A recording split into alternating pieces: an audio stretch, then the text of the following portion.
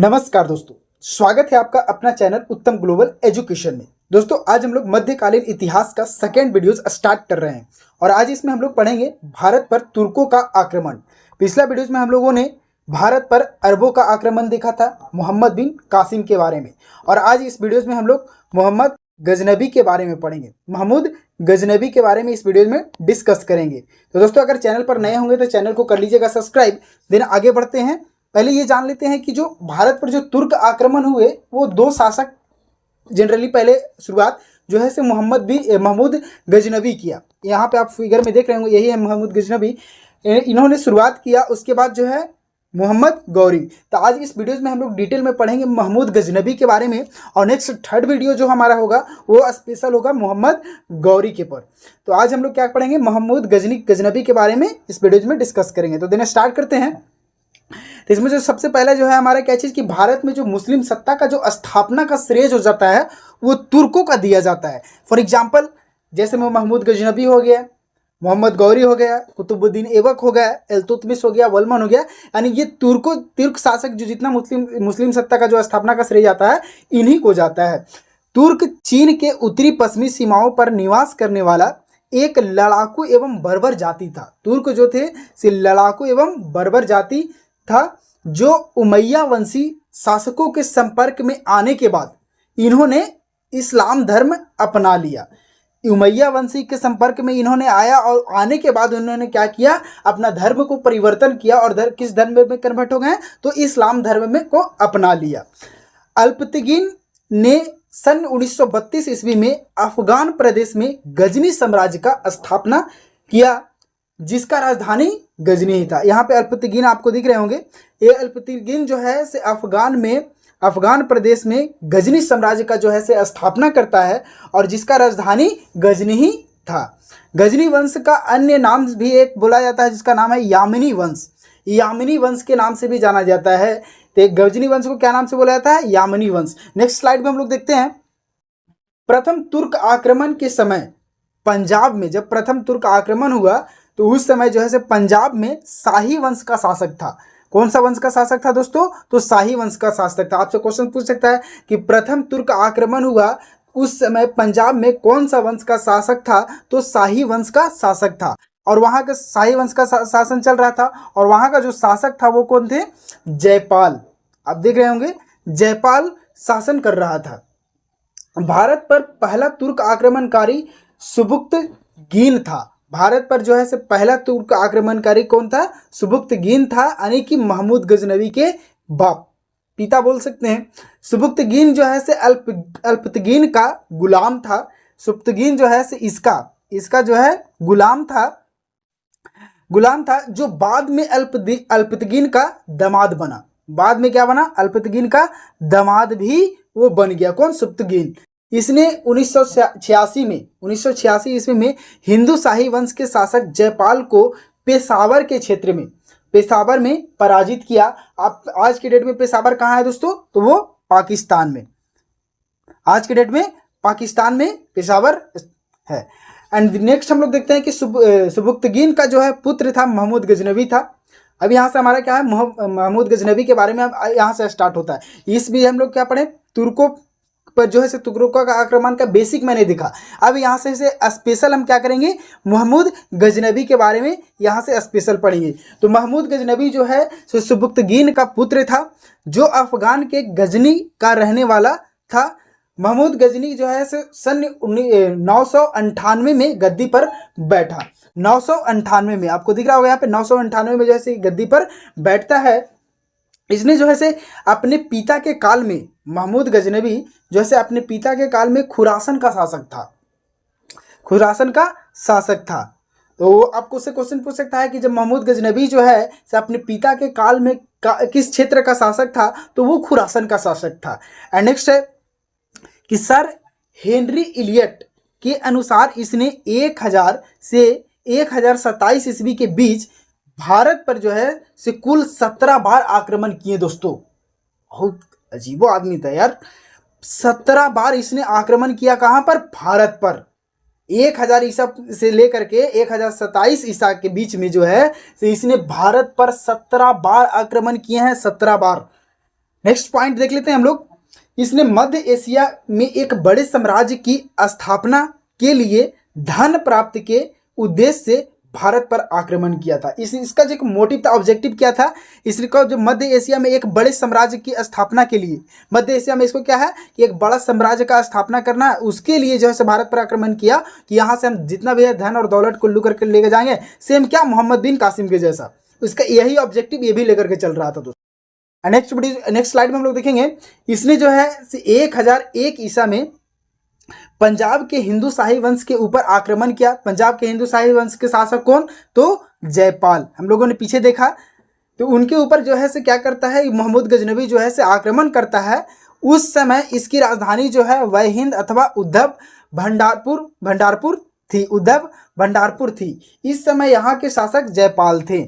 इस समय यहाँ के शासक कौन थे, तो जयपाल थे। जयपाल एकमात्र ऐसा शासक था जो पराजित, यहाँ पे शासन हो गया, टाइपिंग में थोड़ा मिस्टेक हुआ है, ऐसा शासक था जो पराजित होने पर आत्महत्या कर लिया। पराजित होने पर क्या कर लिया, एकमात्र ऐसा शासक माना जाता है, जयपाल एक ऐसा शासक था जो युद्ध भूमि में वो पराजित होता है और पराजित होने के बाद उसने स्वयं को आत्महत्या कर लेता है। फिर वो जो है नेक्स्ट पॉइंट है कि 1005 ईस्वी में महमूद गजनवी ने मुल्तान पर आक्रमण किया और वहां के शासक क्रमिता संप्रदाय के फतह दाऊद को पराजित किया। नेक्स्ट हम लोग नेक्स्ट स्लाइड में देखेंगे दोस्तों। अगर चैनल पर आप नए हैं तो चैनल को जरूर सब्सक्राइब कर लीजिएगा, क्योंकि आपका एक लाइक और एक सब्सक्राइब से हमें मोटिवेशन मिलता है और लगता है कि नहीं हम वीडियो और हमें बनाना चाहिए और लोगों को एजुकेट करना चाहिए। नेक्स्ट पॉइंट है जो हमारा, इसने पुनः 1008 ईस्वी में नगरकोट पर हमला किया। कौन, महमूद गजनवी जो है 1008 ईस्वी में नगरकोट पर हमला करता है और वहां के जो ज्वालामुखी मंदिर को तोड़ करके उसके अवशेष को गजनी ले जाकर कर मस्जिद की सीढ़ियों पर फेंक देता है। दोस्तों इतना क्या कहते हैं, एक कट्टर हिंदू विरोधी था ये। मान लो तो अगर ऐसा जो कर रहा है तो एक हिंदू विरोधी ही होगा, लेकिन इसका भी कुछ राजनीतिक कारण होंगे, इसके कारण से ये भी कर रहा होगा। तो ये जो ज्वालामुखी मंदिर है जो आज के डेट में कहाँ है, तो आज के डेट में ये ज्वालामुखी मंदिर हिमाचल प्रदेश के कानगाड़ा जिला में स्थित है। हिमाचल प्रदेश के कानगाड़ा जिला में ये ज्वालामुखी मंदिर आज की डेट में स्थित है। तो ये ज्वालामुखी मंदिर को क्या किया, ये तोड़ करके जितने भी अवशेष थे वो क्या कर मंदिर के सीढ़ियों पर फेंक डाला। नेक्स्ट पॉइंट है हमारा कि 1018 ईस्वी में महमूद गजनवी ने सर्वप्रथम गंगा घाटी के क्षेत्र पर आक्रमण किया और इस समय यहाँ गुर्जर प्रतिहार शासक राज्यपाल का शासन था। गुर्जर प्रतिहार शासक राज्यपाल का शासन था और इसकी राजधानी जो है वो कहाँ थी, कन्नौज में थी। राजधानी इसकी कन्नौज में थी। महमूद गजनवी को बुत सिकन का मतलब क्या होता है, मूर्ति भंजक, यानी मूर्ति को विनाश करने वाला इसको बोला जाता है, कहा जाता है। महमूद गजनवी को इसे बुत सिकन यानी मूर्ति भंजक भी कहा जाता है। आप ये पॉइंट याद रखोगे, आपके लिए वी पॉइंट हो सकता है दोस्तों। और नेक्स्ट पॉइंट जो है वो हमारा कि भारत में महमूद गजनवी का सर्वाधिक महत्वपूर्ण जो अभियान रहे हैं वो 1025 से लेकर के 1026 तक में जो है इसमें सोमनाथ मंदिर अभी के डेट में कहाँ है, तो गुजरात सौराष्ट्र में स्थित है ये। तो सोमनाथ मंदिर पर आक्रमण किया और यह एक शिव मंदिर है। सोमनाथ मंदिर जो है क्या है, एक शिव मंदिर है। ये औरंगजेब भी इस पर हमला करता है। औरंगजेब भी जो है से सोमनाथ मंदिर पर आक्रमण करता है और वहाँ के सारे मंदिर को तोड़ फोड़ पूरा कट्टर तरीके से करता है। नेक्स्ट है जो हमारा, उस समय वहाँ का शासक भीम प्रथम था।